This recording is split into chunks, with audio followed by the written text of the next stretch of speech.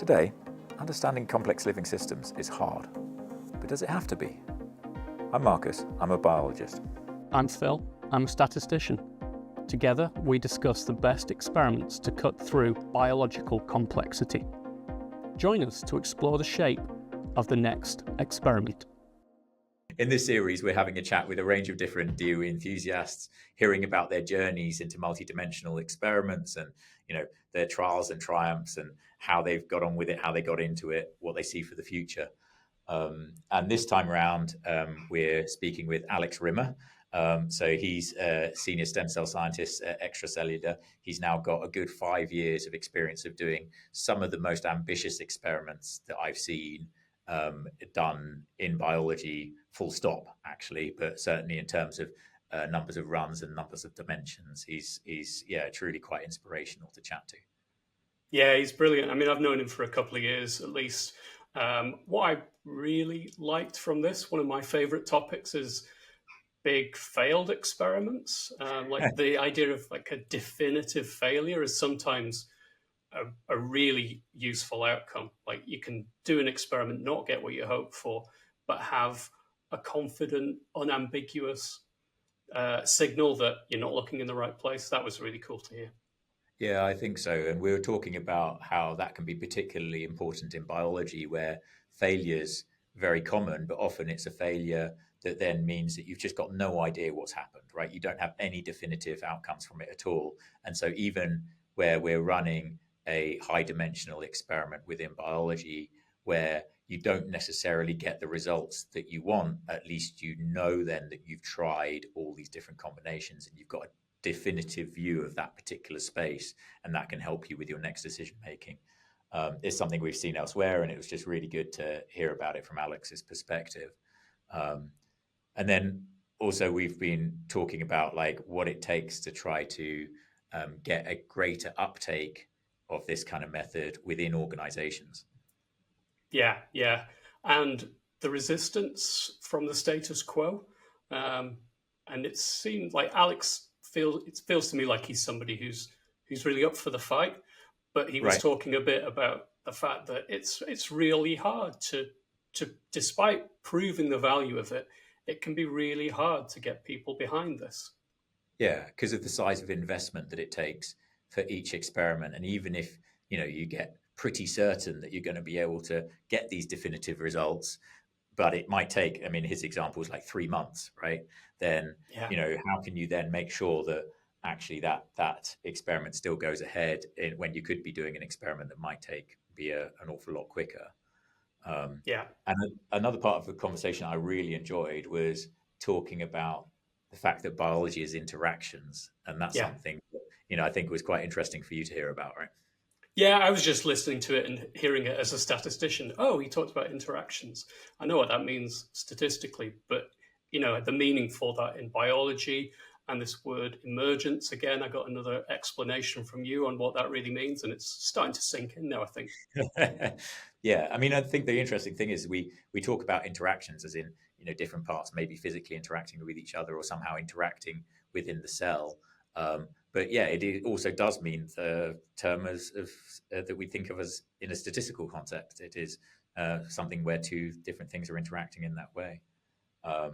But what I really loved as well about the overall episode is he wasn't afraid to talk about how incredibly tough some of these experiments are to actually pull off. Yeah, automation makes it easier, but it's not like a complete panacea. It really still requires a lot of thought and effort.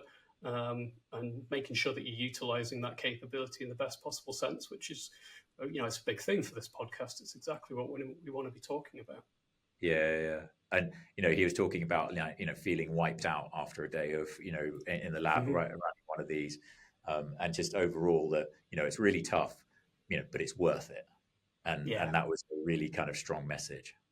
Anyway, so I think we really enjoyed this conversation. It was really good, and we hope you guys do. Let's dive in.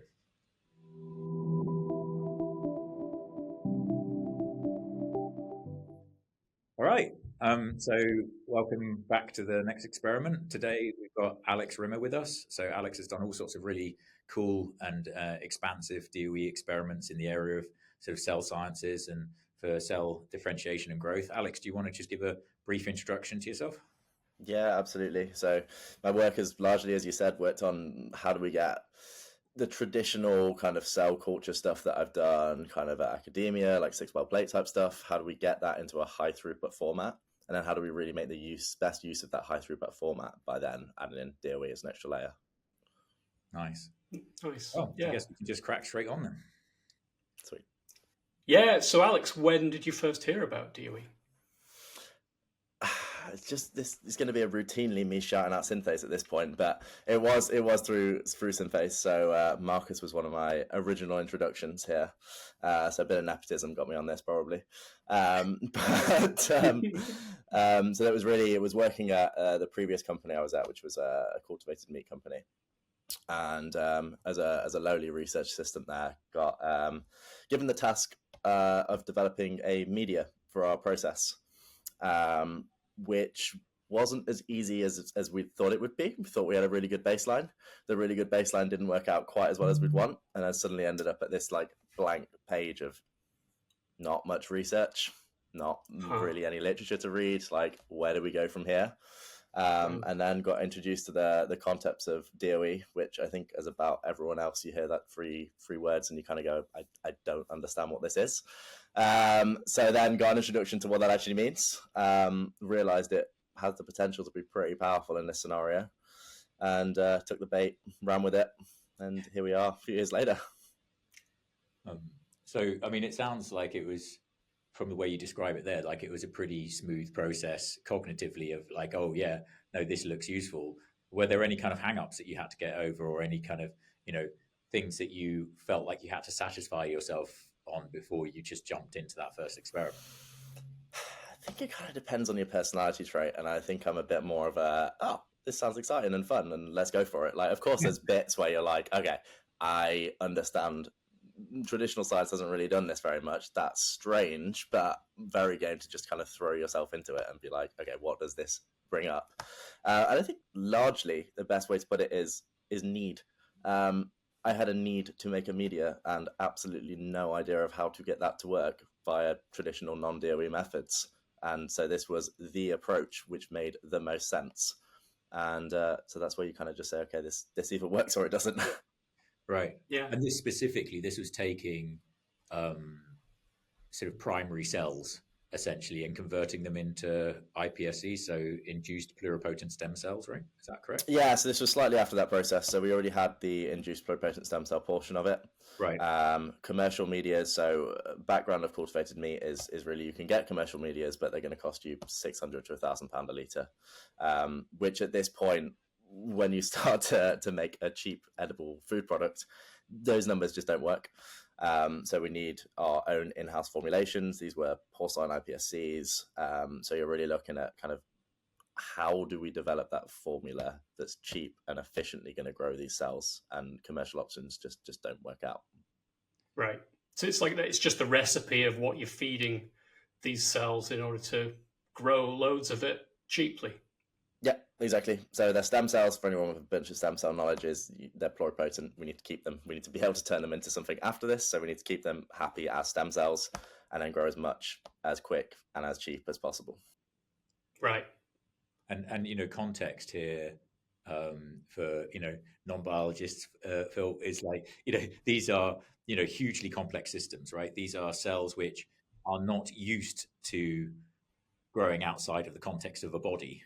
And so we're putting them into a hugely artificial situation where then you have to try and maintain them in this very specific identity. And so I guess the fascination in terms of, thinking about it as a multi-dimensional problem is the number of dimensions that you have is absolutely massive, because there are all of these different signaling molecules, these different things that you can use to try and promote a certain type of cell or a type of growth that you could incorporate into the media, but it's unclear as to exactly which ones you should incorporate in what combination and what concentration, right? So you end up with this huge space that you're trying to look at. I mean, I don't know, Alex, when you were doing that sort of brainstorm in the first place about how many different things you could potentially look at. I don't know the number of factors that you might have been looking at, but I imagine Yeah, so you've got a bit of stuff you can kind of get onto because you've got kind of how traditional media's looked, but they're not kind of characterized for like these pluripotent stem cells, and especially in porcine. So I think the initial list I came to was something like 35 different components that I could add in I don't know really what concentration.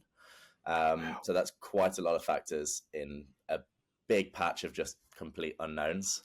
And the really unfortunate and irritating bit about biology is more is not better to a point. So you might have something that's really useful, but it has a really specific sweet spot. And below that sweet spot is bad, and above that sweet spot is really bad. So you have to like, not only do you have to find that sweet spot, but you have to then set your ranges right. Because if you land outside of those sweet spots, you're going to come back and say, okay, this was useless or detrimental, but actually you just missed the sweet spot. Right. And so this is something that separates biology from chemistry, maybe. I think in most chemical examples, just increasing the concentration until you've got like an overwhelming concentration of a reagent is going to promote a reaction for the most part, and it's going to promote like complete conversion. But in biology, that's not the case. And you know, what else is special about biology that makes it so uniquely challenging? I hear all these kind of challenges and brickbats that, you know, the biologists face when they're doing experiments, and I don't really get it. So working a lot with stem cells is a really good example. So you have stuff called growth factors. So these are factors that tell the cell what to do. They're not always just growth. So some of these growth factors will tell stem cells to remain as stem cells, which sounds nice and easy. It sounds like, you know, the more you add, the more stem cell you are. But when you kind of get into learning about these developmental pathways, so what happens with stem cells afterwards, right? How do they know to turn to a muscle? How do they know to turn to fat? How do they know to turn to whatever else? How do they know to start producing an arm? How do they know all these stuff? And you start realizing that they're just different concentrations in different ratios will tell the cell to do different things.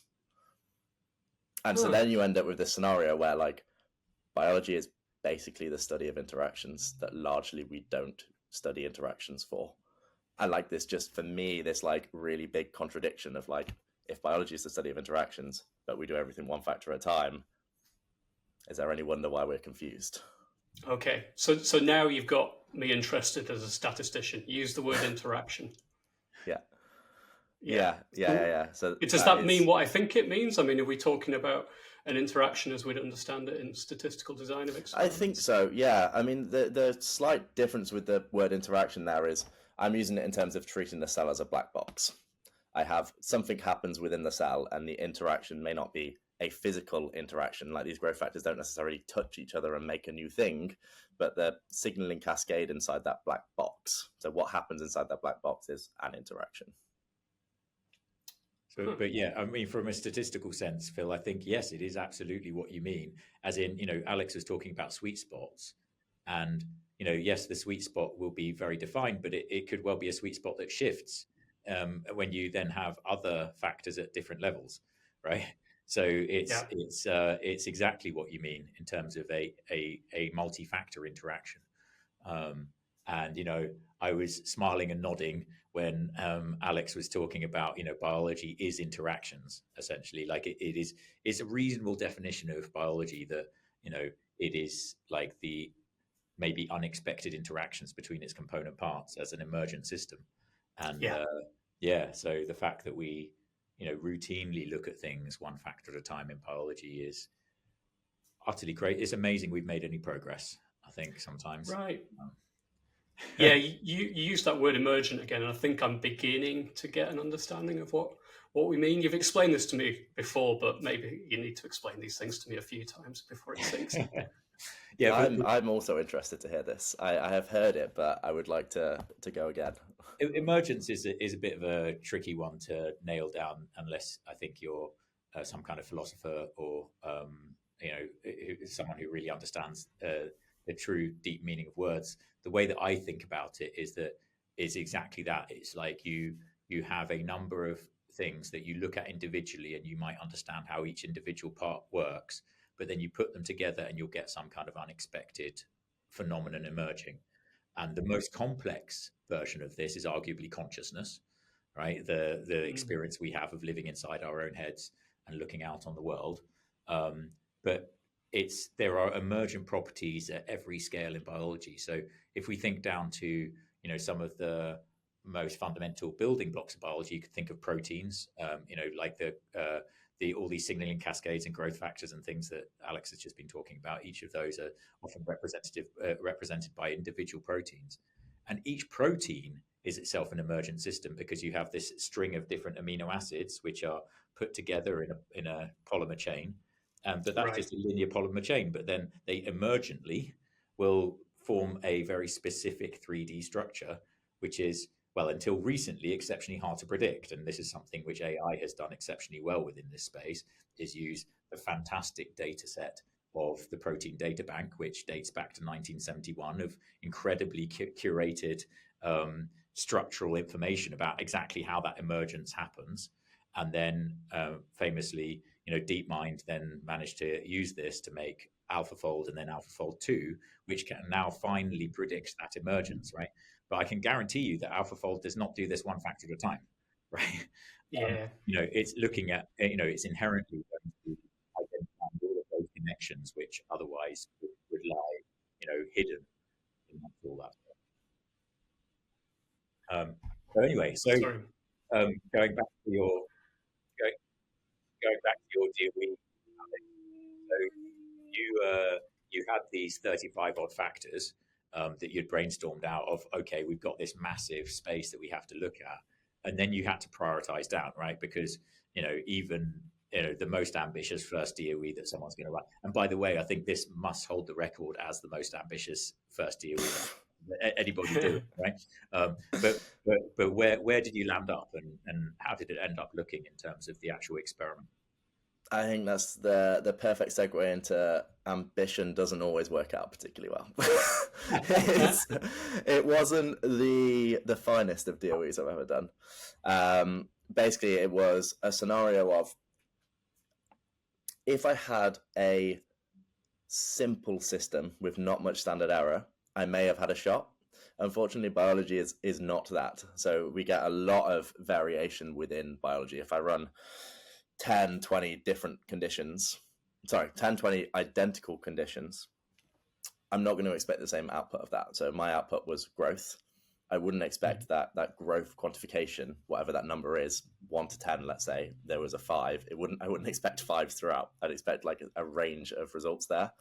And when you introduce that, along with trying to resolve this with a model, you end up with, I don't want to say garbage, but there was some useful things that came out of it, and some less useful things that came out of it. The really, really useful bit was 95% of conditions didn't work. Oh, wow. And I got a small sample of media formulations that were capable of growing cells to some degree.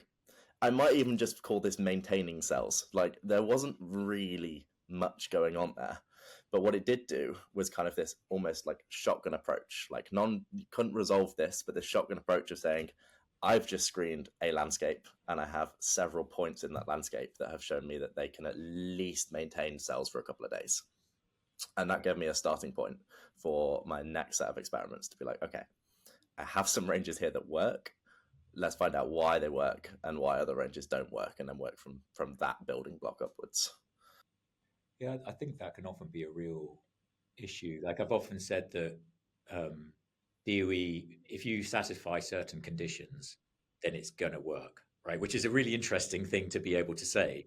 And I guess, you then have to satisfy the conditions quite carefully, right? So firstly, you have to have an assay. You have to be able to measure what's going to come out of it. That's just really important and often overlooked, but it's absolutely vital. In your case, it was counting cells, so I guess that wasn't too tough.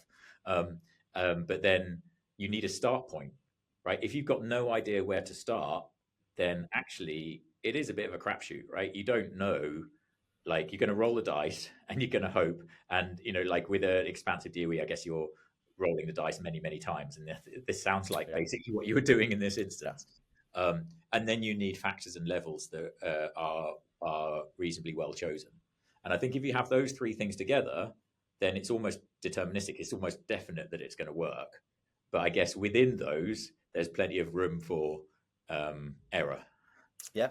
Yeah. I mean, even looking this as this, like you said, as this like failed DOE in terms of I didn't get a model out of this. But imagine trying to do that one factor at a time. Like, where would you begin? Like, even though this wasn't perfect, like it still was the best thing I could have started with compared to just saying, here's 35 components, let's try and change one of them whilst all the remaining 34 conditions were set to the wrong level. So I would get nothing continuously forever. Yeah, it's interesting you say, where would you begin? I think the challenge also when you're using that more ambiguous method is, where do you end? You know, how do you know when to end? It can just keep going and on, and you haven't really realized that maybe there just isn't a solution and you need to completely rethink it. I think some of my favorite DOEs have been ones where we've quickly found that there isn't a solution where we were looking and we need to kind of completely rethink things. And otherwise, we'd have gone on for months and months and months trying to find a solution where there wasn't one. That's really interesting. I've never heard anyone really talk about that, using DOE as a way to rule out the entirety of the landscape. Like, everything we were thinking there was wrong, and this is actually a really good method of saying confidently that we were just wrong. Yeah, biology says no, right? I mean, and occasionally that has absolutely happened. We've seen this with other clients. In fact, one of them stood up at an international conference and presented one of these situations on a slide. And it's like, well, hang on a second, but this was a negative result. And they were like, yeah, but it was a definitive negative result. It meant we could move on, you know? And that to me was really fascinating when I first heard about it. I think it's a really good point, Phil. So like this first DOE, you know, like it's screening lots of different conditions. You found something that kind of works. You now have your start point. Where do you go from there? We kind of we looked, and there's probably a more statistical method of doing this, but largely we just looked, okay, what was the same about these conditions? Like what, and also look back at the literature we came from and go, okay, which ones should have worked? Like, why didn't they work? What else was going on in that where there was something that maybe looked a bit erroneous? Let's say factor Y we thought should be around 10 and it was set to 1,000 and that condition didn't work. We're like, well, yeah, that kind of makes sense. Like, I really expect that one too. And look through that and go, okay, we have an idea of what to do with this next experiment based on those kind of conditions that worked. And we did the next experiment and it was largely successful. We kind of 80% of conditions sort of worked at that point. And we went, okay, we have our starting block. We have our kind of medias that seem to work quite well. Don't get me wrong, if you compared those medias to the commercial media that was kind of we're trying to get to here, we were like 80, 90% worse than that. It was not a great media, but it worked. And it was successful at growing cells at that point. And we said, okay, here's our starting blocks. What else did we maybe filter out right at the start that we really expected to work? Like, now we have this media that does work. We have something to build from, and let's add some of those stuff back in. Let's check whether we're in the right range of concentrations, and you can move from there. But getting that first starting block could potentially been like, just especially working kind of in industry. If this didn't work, like even 2-3 months of just being like, oh, we haven't found anything that works yet, this project would have been taken off me and would have outsourced it, like without a doubt. Like, this isn't working, this approach isn't working, let's move on. So I can definitely appreciate like getting lucky, but also, Marcus, as you said, like putting yourself in a position to get lucky by taking this approach was key here. Yeah, if you're going to roll the dice that many times, then it's going to come up what you need. With more likelihood. I mean, certainly early day synthase, we had some projects that we did where we tried this. We didn't have a start point. I mean, trying to just completely bootstrap something from nothing, which is what you were doing here, is tough, right? I think DOE really lends itself to something where you already have something, right? And then it's an optimization problem. But yeah, I mean, because you need to be studying biology somehow this way, then yeah, we also used DOE in this kind of exploratory manner, and occasionally it still didn't work, right? Because with DOE in this mode, you're still just throwing the dice, and it could just be, you don't know how loaded those dice are, right? You could have been doomed to failure to start off with, but you just have to try. And you explained what was going to be my follow-up question, which was, hang on, so these kind of sort of work for you, and yet you still got hooked. right? Because for me, my first DOE was probably a really fluky, spectacular success, right? Like it was way better than, it was brilliant. I was really, really, I guess, lucky stroke, created my own luck, like you say, but it made a model. I could see exactly what was going on in that model. I needed to I could see exactly where I needed to iterate next. So like in a way, it would have been odd if I didn't get hooked. But here you had something that, it sounds like it just about barely saved your bacon, right? Yeah. Yeah. Nice pun. Oh, it wasn't intentional. Oh no, I've taken myself out of that so much I didn't even recognize the pun. But you were still hooked. I mean, is that just because it was just such a high pressure situation and it gave you a lifeline, or what? I guess I think it's a lot to do with that, to do with how do we move quick, and this seems like the best method to move quick. But also, like, I suppose it's the definition of like what is a success. Like, I definitively knew a lot of conditions that didn't work. That if I'd done it one at a time or less, then I wouldn't have definitively known they wouldn't have worked. Like, data, I was happy with the data. Like, the data worked. I was confident the conditions were said what they were. Like, I know what I added, and I know I added these, and I know I added cells that worked because I had some conditions that worked, right? I think that was the key. If I'd done, because these experiments take a long time to set up, and I'm sure we'll get into that in the future, like why don't we always use this?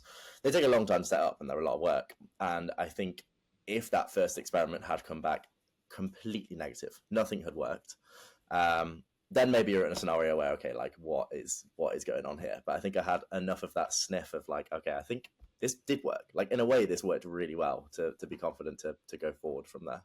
Right. Yeah. Sounds like there's commonality between your different stories of early DOE experience. So what I'm hearing from both of you is the surprise was how you were able to make concrete sequential progress in this. It wasn't necessarily that you had like an immediate, wildly successful result. It was the real recognition was, okay, we can make actual real progress. It might be slow, but it's much more definite. It's much more predictable, right? Yeah, for sure. I think that fits exactly with my process. Yeah. And I guess the thing that you've left unsaid there, Phil, is that, and the reason that's so remarkable is because in biology, it's not the norm. Yeah. Right. Actually, we're so used to biology just giving us a really good kicking over and over and over again. And, I've said it before, but you show me a room full of biologists and I'll show you a room full of Stoic philosophers, right? Like it's very, very difficult to just maintain your sense of, even self-worth in the face of, trying to do something really, really tough with biology. And so, yeah, I mean, I said lifeline earlier, and there is a certain amount of that, irrespective of, how spectacular the results are. Yeah, some kind of progress is in some ways just a massive relief as much as anything else. Yeah. Well, and for a new startup that's just trying to make something work, trying to convince investors that they're making some progress, this could be like a lifeline for the company as well. It's not just like personal. This could be a lifeline for the business. How was it received in the company, Alex? Like, without going into like full detail or whatever, but did you find that people were immediately like, oh yeah, this is amazing, Alex, you're a hero, or like how did it go?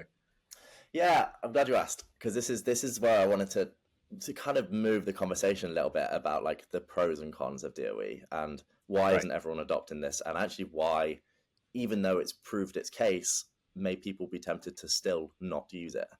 And I think that really showed footing in where I was, that we had this largely just one team that was using a lot of this design of experiment approach, which was largely doing media experiments. We moved on to other stuff, but where you see it getting adopted is largely people with similar mindsets that really want to understand the complete system. And they understand that the only way to move forward concretely is to understand really what's going on and be confident about that. And where you might see it being less adopted is a really, really, really strong pressure to move extremely quick. And that sounds really ironic because in my experience and how we've used this in the past, like this is by far the quickest way to move, is to do these multifactorial experiments, find the populations that work and move from there. But because you go and you say, okay, I need 2 weeks before I even step foot in a lab to think about this and to plan it and to get it right and to make sure when we do this, it's going to work. Versus go in the lab tomorrow and try something, it might work. And it's a real strong temptation to go with the latter because it might work. And as you said, Markus, with biology, it might work, usually does not work. Like this is not a very fair and good way to move forward in biology with just, try it, it might work. Because you end up learning nothing from those experiments. You have a small amount of conditions that you know don't work under those exact parameters, which again, you still don't really understand. And you get nowhere. You end up spinning your wheels, struggling to stay afloat, all of the metaphors that work like that. And that's where people struggle mentally, and companies struggle as well, because it's hard to convince people that you're the right people, you're doing the right science, when you look at my data means actually not that much. You don't really understand what you've done yourself, versus doing these like big studies. You've understood the whole area, and even if it's like you said, Phil, like this doesn't work, we need to move, that's still concrete and you do something. Right. Yeah, and I don't think this is unique to biology in this case. This is something I've experienced in chemistry, and my colleagues who've worked in semiconductor engineering. It's just this desire to like, I've got a feeling that I can fix this problem. I'm just going to try this thing and that's going to fix it. And then, okay, that didn't quite work out how I thought it was going to be, but the next one's going to be the charm, right? I'm going to try this next thing. The next thing's going to be the silver bullet, the magic solution. I don't know how, that's the biggest challenge to get around, isn't it? To try and persuade people to use more DOE. I think it must be the human psyche coded that way, right? Like we're just like, oh, I can fix this. This is easy. Like this is a problem I can really grasp quick. And this kind of, if I tell you I'm gonna work this out, but it's gonna be 3 months, versus someone else that tells you, I will try and work this out, I'll have some data by next week. Like you're tempted to go with that one factor at a time approach, which is just super quick. Like here's some data. This is the next week. Like we're making quick progress. But actually 3 months down the line, one approach has led to nothing. And the other approach has led to, I know exactly what's going on within this space. But because that initial, how long will this take, was just such a different approach, like it's hard to put aside that time and be like, yes, that's clearly the right approach. Mm-hmm. Yeah. Again, this resonates really well with my first experiences of bringing this in. Again, I was a more junior member of the company at the time. I had this idea. It actually had spectacularly good results relatively quickly, to be fair. But even then, because, it does involve a lot of thinking and planning, it does require rejustification every time. And that can be pretty tough. It means that we need to be, thinking about the way that we're communicating about what this is and what this isn't. And I like the fact that you bring up these kind of downsides and these difficulties, because, this is what, as a community, we need to overcome, right? And we need to show people that, yes, it is difficult. Yes, it does take probably some of the hardest work you've ever done in a lab sometimes for some of these things, as much as we'd love to say that it's all, super straightforward. Sometimes it just really isn't, but it's work that's actually worth it, instead of like spending all that time and emotional and real energy trying to make something work and then sweeping it all into the bin at the end of the week and going to the pub, which was, my previous coping mechanism before I found DOE, right? Is that specifically the pub or for everything? Oh yeah. And the satisfaction of sweeping everything into a bin, because that's all about all you can salvage from the week, is that feeling, and that feeling of camaraderie of like, oh yeah, everybody knows how tough biology is, and we almost get a bit masochistic about it, don't you? It's kind of like, oh yeah, no, we're going to keep plugging away irrespective. I don't think I'd describe DOE as being easy in any respect. I describe it as being extremely worthwhile, but if you see me at the end of a long lab session setting up an experiment, I am almost comatose. Like the amount of things to think about, especially when in biology where you're maybe preparing a bunch of different stock solutions, needs to be exactly right. When you're using automation and everything needs to be added in exactly right. When you're doing, like, there is no room for error. And if you make an error, especially if you're like loading something that you're not sure if you've added the right thing, the outcome won't tell you, but your model will be completely wrong. So there is a lot of thinking involved, and I definitely wouldn't say it's the easy option, but I would say every time it's the right option. Yeah, even though it's Yeah, it's still without a doubt. And that is just because of the nature of biology, I think, and the nature of this type of experimentation. They just fit with each other, and if you're not doing it, then it doesn't fit. Yeah, exactly. You've just listed some stuff there about like specific things that are tough, like, and that it is tough to run the, what is the hardest bit about like actually getting these DOEs done? I mean, the thing is, you have always been really ambitious with your DOEs as well, right? And we haven't actually mentioned some raw numbers, and I think it might be worth mentioning numbers in terms of numbers of factors you looked at, numbers of runs that you routinely do. So and mostly semi-automated, I'm assuming. Yeah. You're not doing this by hand. No.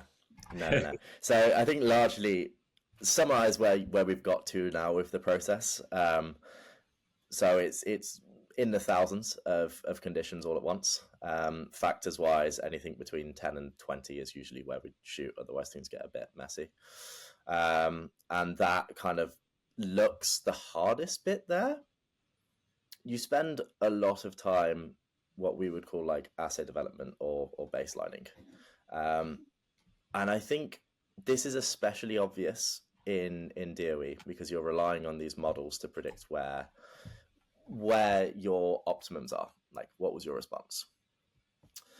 But I think this isn't unique to DOE. It just gets overlooked in one factor at a time, where people don't spend enough time making sure that the assay they're running is robust. I've seen a lot, and whereas DOE, it's essential for one factor at a time, you can run an N of poor science. We've all seen it. N of 5, take the N of 3 that worked and say you ran an N of 3 experiment. And you can get away with that. You shouldn't be getting away with that, but people do routinely get away with that. And if you run a DOE where you want some concrete knowledge after one iteration, that you want to run this once and you want to know, okay, I've tested 10 things and I need to know in that one experiment what happened with those 10 things. You have to go in knowing that the assay format you're working, like whatever you're working with, is going to give you something that's robust, because you spent a lot of time working on these experiments. Like, you can't just run another one the next day. You can't run 20 of these in 2 weeks. Like, you need to get that one to work.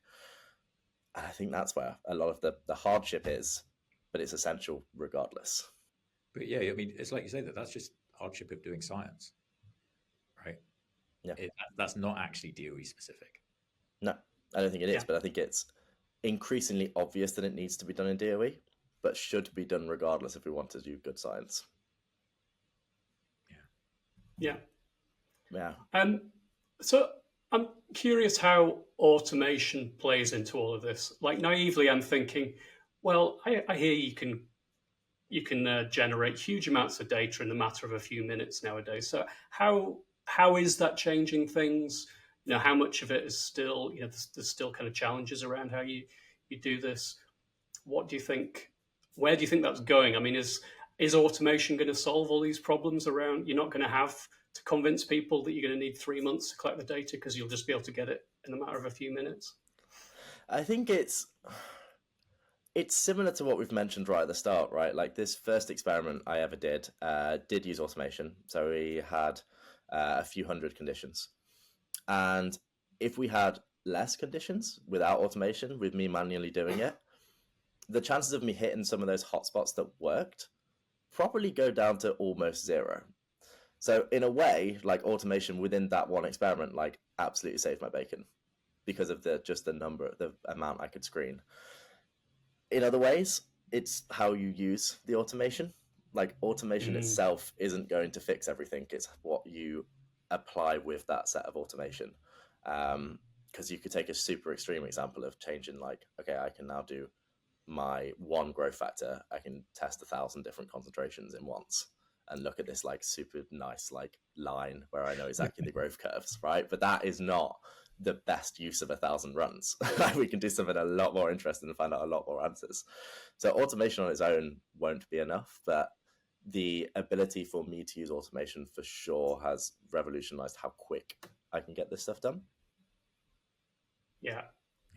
And I guess the sheer number of runs, and Phil, this is something that you and I have chatted about before, is like all of a sudden, so, DOE was set up as something where you might have, some dozens of runs perhaps as maximum. And, often it's used on, complex manufacturing processes where you might be able to do, 13 runs total or whatever. And now all of a sudden we have this different opportunity, but we have a different challenge as well, because here we have Alex, who could do his 20 odd factors, but actually at 35 ideally, right? And and he can do a few hundred runs now, going up to a few thousand, which is fantastic. But what are we doing in order to try and make sure we're using those runs as efficiently as possible? Because actually, what I've seen at a lot of clients is they'll use those thousands of runs, and it will be over 4 different factors, and they'll basically just blanket the entire space with a space fill design, which is looking at kind of, pretty much every level and every combination. And that's great because they get to the answer they want very, very quickly, but nobody's going to argue it's an efficient use of runs, right?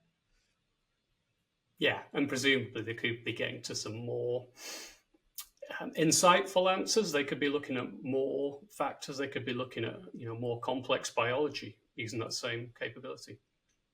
Yeah, I think especially for the biology output there, like if you're thinking of how we grow a cell, like there is hundreds or thousands of things I could add to a media to work out how to best grow a cell, and they all interact with each other. Like if you can get to an automation based or DOE platform or whatever that is, where you just insert biology answer you want to do and have this enormous screening data set where so many different things happen and you have so many different outputs, and you just go, yeah, I understood biology.